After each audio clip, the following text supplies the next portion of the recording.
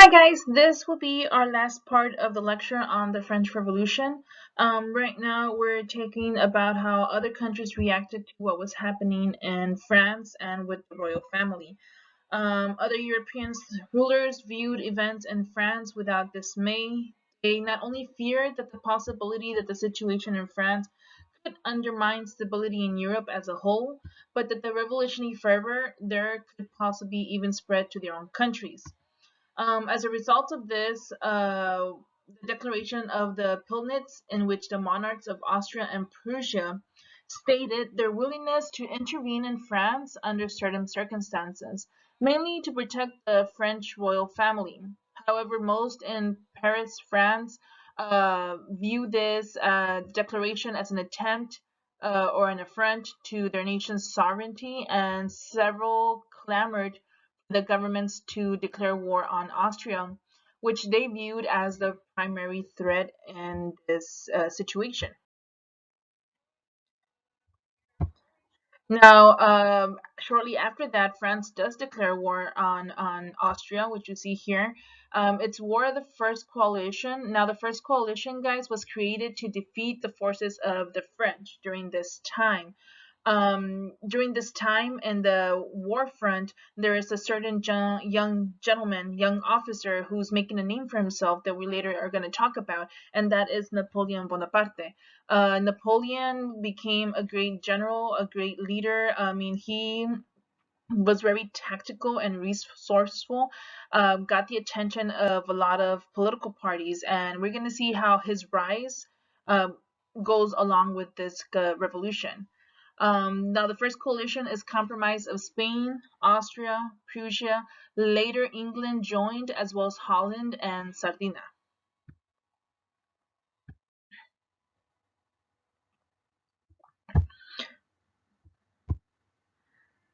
Now, we talked how the radicals took over in France, how the mob stormed the Tuileries. This was when Louis first tried to escape from Paris and was arrested in Versailles. Once he was arrested, he went over and was actually in Tuileries. That's when the mob um, stormed and tried to break out.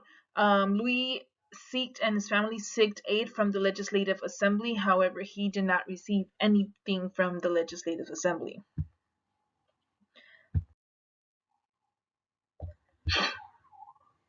Now we go over into the National Convention. The National Convention was the new legislative body that replaced the National Assembly. Remember, the National Assembly is when the third estate, the poor state, got together and took control. Now we have a new governing body, which is the National Convention. The first act of this new government was to officially remove the king from the French government. He was deposed. France was declared a republic. The National Convention also discarded the traditional Gregorian calendar in favor of a revolutionary calendar. The year 1792 was labeled as Year One. Now, two main factors dominated the National Convention. One was the Jacobin clubs, were radical political groups that had sprung up throughout France during during the Revolution. Initially, these Jacobin clubs, had total control of the National Convention. However, a split soon developed between the Jacobins and the Girondins. That's Girondins, who represented the provinces. Now, the Girondins were soon expelled from the Jacobins because they were too moderate. The most radical Jacobins were called the Mountain because they sat in the highest seats of the halls where the National Convention met. All three groups agreed that Louis had committed treason, but only the Mountain demanded his execution. And remember, the Mountain is the very, very, very top.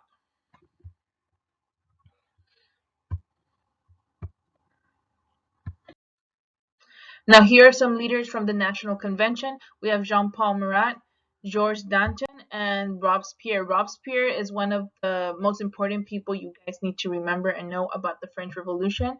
He was a lawyer, a radical Jacobin, who came out in the National Convention. Most controversial figure of the French Revolution. Now, during the French Revolution, we have this new invention called the guillotine. Most of you guys already know what the guillotine is. Dr. Joseph Guillotine is the one who created, named after him, intended as a more human method of execution.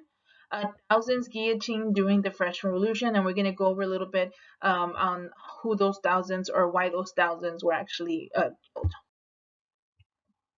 Now, while the National Assembly was busy restructuring the relationship between the state and the church, Louis XVI and his family attempted to flee France. Many of the French nobility had left the country since in 1789. Some of these emigres had been national rulers and sought aid to fight against the revolution. Louis, who had been held prisoner in Paris since the mobs had forced him to leave Versailles, decided to try and join the emigres. He and his family, however, were caught in the city of Reims. I'm just giving you a little bit of background onto his execution, which lay only miles from the Austrian border. He would almost escape. This attempt to escape further discredited Louis in the eyes of the public. Later, however, in 1792, the Paris Commune led an angry mob which had been controlled since Lafayette and attacked the royal family in Tuileries. That's the little mob that we saw a little while ago. Killed all of the king's Swiss guards and forced Louis to seek refuge in the Legislative Assembly. He was taken prisoner, however, and the assembly voted to depose him. King Louis XVI and his queen Marie Antoinette would never rule or never actually see each other again. After this, the Legislative Assembly called for a new election to a national convention to draft another new constitution for the French Republic. This is the national convention that we came about. After that, on January 17, 1793, Louis was convicted of treason. He went to the guillotine 4 days later on January 21st, 1793. Shortly after that, his wife, the Queen Marie Antoinette, was executed as well.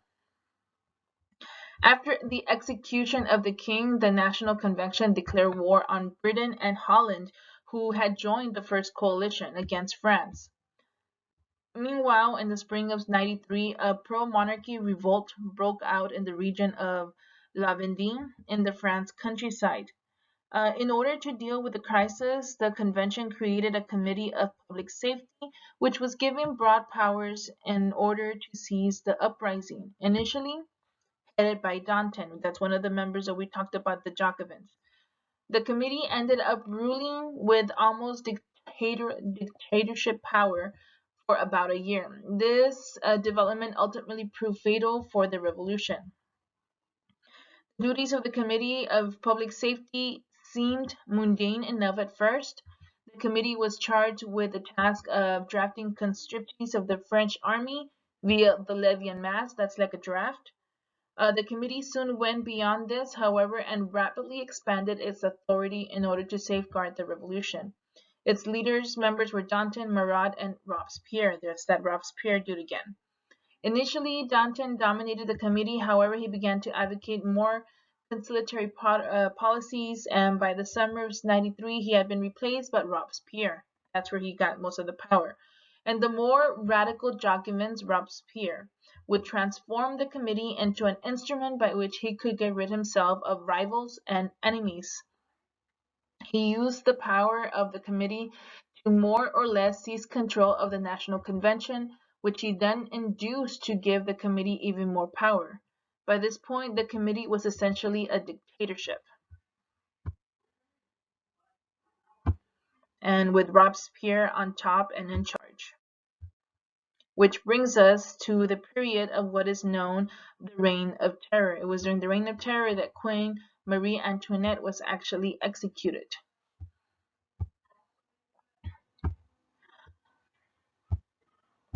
Here, the Reign of Terror was a dark and violent period during the revolution.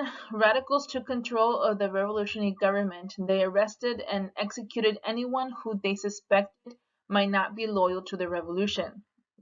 The Reign of Terror began on September 5th, 1793, with a declaration by Robespierre that terror would be the order of the day. It ended on July 27, 1794, when Robespierre was removed from power and executed. During the Reign of Terror, guys, France was ruled by a group of men called the Committee of Public Safety. The leader of this group was Robespierre. Robespierre was also the leader of the radical groups that we went over called the Jacobins. Remember, the top were called the Mountain. Jacobins felt that it was their duty to preserve the revolution, even if it meant violence and terror. During this time, there was a total of 17,000 people who were officially executed in France, including 2,639 in Paris. Many more, however, died in prison or were beaten to death in the streets. Over 200,000 people were arrested during this time. Now we go into the next period, which is a Thermidorian reaction. Excuse me. Now, the Thermidorians were a liberal movement that followed after toppling the Reign of Terror. It was right after Robespierre was guillotined that this was the next governing body in France. It aimed to purge the government of Jacobin influence and attempted to restore some political, social, and economic values in 1989. Its main executive branch of the government was the one that was in charge was called the Directory.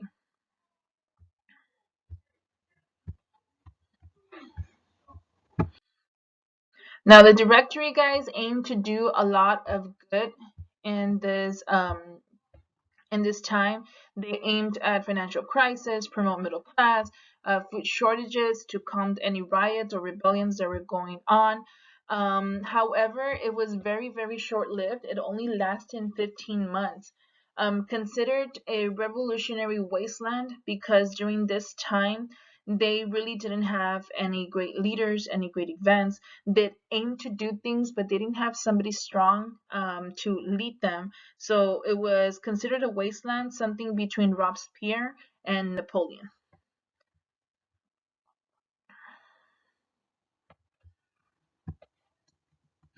And Napoleon, during all this time, grew in military positions, like I was telling, with the battles of Austria, the Italian campaign, even the Egyptian campaign. He was literally fighting all fronts during the First Coalition.